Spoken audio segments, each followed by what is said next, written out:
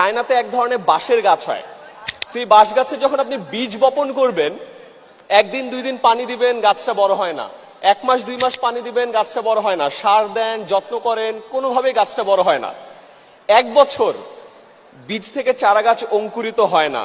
2 বছর, 3 বছর, 4 বছর পর ফাইনালি ওই বীজ থেকে অঙ্কুরিত হয়ে চারা গাছটা মাটির উপরে ওঠে এবং এরপরে মাত্র 4 সপ্তাহে চারা গাছটা 90 ফুট লম্বা বাঁশের গাছ হয়। কয় ফুট? 90 ফুট। এই গল্পটার সাথে আপনাদের সবার লাইফের মিল আছে।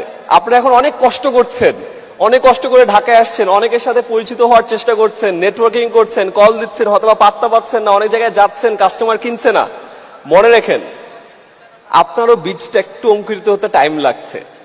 ওই যে 4 বছর একবার করে